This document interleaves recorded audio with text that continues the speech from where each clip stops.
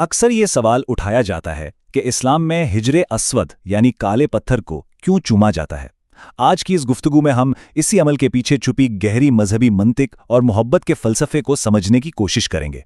तो आइए इसमें गहराई तक जाते हैं। अच्छा, तो हम बात कहाँ से शुरू करेंगे? सबसे पहले तो हम देखेंगे कि इस अमल पर एतराज़ क्या है। फिर हम ये वाज़े करेंगे कि ये मोहब्बत का एक इजहार है, इबादत हरगिज़ नहीं। इसके बाद हम हज़रत उमर रज़ी अल्लाह अन्हु के तारीख़ी अल्फाज का जायज़ा लेंगे।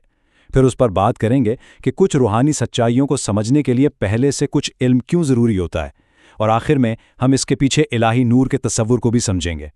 तो चलें, सबसे पहले उसी बुनियादी सवाल पर नज़र डालते हैं जो अक्सर जहनों में गर्दिश करता है। देखें, ये एतराज़ बहुत ही आम है कि भाई आखिर एक बेजान पत्थर को बोसा देने का क्या मतलब है? एक ऐसी चीज़ जो ना तो कोई फ़ायदा पहुंचा सकती है और ना ही कोई नुकसान। ये एक बिल्कुल मंतकी सवाल है और इसका जवाब देना बहुत ज़रूरी है। यानी जो लोग तनकीद करते हैं उनका असल सवाल ये होता है कि कहीं ये शिर्क या बुत परस्ती के ज़ुमरे में तो नहीं आता? क्या ये एक ऐसी चीज़ की ताज़ीम है जिसमें खुद कोई ताकत नहीं है? तो यही वो नुक्ता है जिसे आज हम वाज़े करने जा रहे हैं। अच्छा, अब आते हैं उस दलील की तरफ जो इस पूरे तसव्वुर को एक बिल्कुल ही नए ज़ाविये से पेश करती है। यहाँ एक बहुत ही दिलचस्प बात है। दो तरह के बोसों में फ़र्क किया गया है। एक बोसा होता है मोहब्बत का, जैसा कोई अपने बच्चों को या अपने शरीके हयात को लेता है। दूसरा बोसा होता है इबादत का, जो किसी माबूद के लिए होता है। हिजरे अस्वद का बोसा पहली किस्म में आता है। ये इबादत नहीं, ये मोहब्बत का इजहार है। यहाँ एक बहुत ही ज़बरदस्त और आप कह सकते हैं एक अक्ली मिसाल दी गई है कि अगर बोसा देना ही इबादत की दलील है तो क्या हर वो शख्स जो अपनी बीवी को प्यार से चूमता है वो उसकी इबादत कर रहा होता है? ज़ाहिर है ऐसा बिल्कुल नहीं है। इससे ये बात साफ हो जाती है कि बोसा हमेशा इबादत के माने में नहीं लिया जाता। देखें, मोहब्बत एक ज़ाती और अंदरूनी एहसास है। इसके क्यों का जवाब कोई बाहर वाला नहीं मांग सकता। ये बिल्कुल ऐसे ही है जैसे कोई आपसे आपके घर की मिल्कियत का सबूत तो मांग सकता है, लेकिन ये नहीं पूछ सकता कि आपने घर के अंदर कौन सा फर्नीचर रखा है और क्यों। वो आपका अंदरूनी मामला है। मोहब्बत का ताल्लुक भी उसी अंदरूनी एहसास से है जिसका सबूत बाहर से नहीं मांगा जा सकता। अब हम एक ऐसे तारीखी वाक़े की तरफ चलते हैं जो इस बहस को एक तरह से हमेशा के लिए ख़त्म कर देता है और इस अमल की असल रूह को बिल्कुल वाज़े कर देता है। ये तारीख का एक बहुत ही अहम लम्हा था। दूसरे खलीफा हज़रत उमर रज़ी अल्लाह अन्हु तवाफ़ कर रहे थे। वो हजरे अस्वद के पास रुके और उन्होंने सबके सामने, ख़ास तौर पर वो लोग जो नए नए ईमान लाए थे, उनके सामने पत्थर से बराह रास्त बात की। ये अल्फाज इस अमल की बुनियाद हैं। हज़रत उमर रज़ी अल्लाह तआला अन्हु ने बिल्कुल साफ कर दिया कि वो पत्थर की ज़ात की वजह से उसे नहीं चूम रहे, क्योंकि वो जानते हैं कि ये ना नफ़ा दे सकता है ना नुकसान। वो सिर्फ़ और सिर्फ इसलिए चूम रहे हैं क्योंकि उन्होंने अल्लाह के रसूल हज़रत मोहम्मद सल्लल्लाहु अलैहि वसल्लम को ऐसा करते देखा था। तो ये खालिस्तन इत्तिबा और मोहब्बत का अमल है। तो सबसे अहम नुक्ता यहाँ से ये निकलता है कि ये अमल पत्थर की इबादत बिल्कुल नहीं, बल्कि इस नबी से मोहब्बत का इजहार है जिन्होंने इसे बोसा दिया। ये उनकी सुन्नत की पैरवी है और इसकी बुनियाद मुकम्मल तौर पर मोहब्बत पर है। अच्छा, तो अब एक और गहरे नुक्ते की तरफ आते हैं।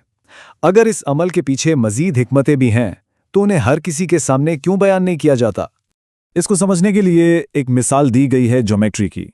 ज़रा सोचिए, क्या आप किसी ऐसे शख्स को ज्योमेट्री के पेचीदा मसले समझा सकते हैं जिसे उसके बुनियादी उसूल यानी पॉइंट्स और लाइंस का भी ना पता हो? जाहिर है ये नामुमकिन है। बिल्कुल इसी तरह कुछ रूहानी सच्चाइयों को समझने के लिए भी एक बुनियादी फ़हम और ईमान की ज़रूरत होती है। तो उसका मतलब ये नहीं कि कुछ छुपाया जा रहा है, बल्कि बात यह है कि हर बात हर किसी की समझ में नहीं आ सकती। जब तक सुनने वाले के पास बुनियादी इल्म ना हो, उसे गहरी हिकमतें बयान करना बेफ़ायदा हो सकता है। बात समझाने वाले की नहीं, बल्कि समझने वाले की अहलियत की होती है। तो अब हम इस सवाल पर आते हैं जो शायद सबसे अहम है कि खुद पैगंबर इस्लाम ने इस पत्थर को बोसा क्यों दिया। अब हम इसकी मुमकिना रूहानी वजह की तरफ आते हैं।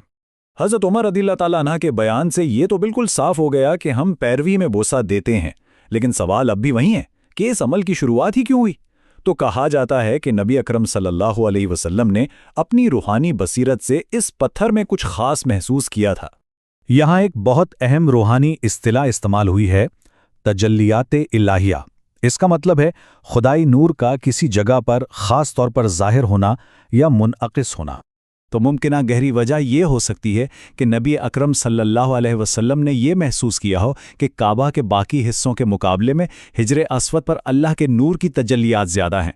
اس لیے اس جگہ سے محبت کا اظہار کیا گیا اس الہی تعلق کی وجہ سے، نہ کہ خود پتھر کی وجہ سے۔ تو چلے اب تک کی ساری بات کا خلاصہ کرتے ہیں۔ حجر اسود کو بوسہ دینا نبی اکرم صلی اللہ علیہ وسلم سے محبت کا اظہار ہے۔ یہ ان کے مقدس عمل کی تقلید یعنی امیٹیشن ہے۔ یہ ایک ایسی جگہ سے روحانی تعلق قائم کرنا ہے جو خاص اہمیت کی حامل ہے، اور سب سے اہم بات، یہ خود پتھر کی عبادت کا عمل ہرگز نہیں ہے۔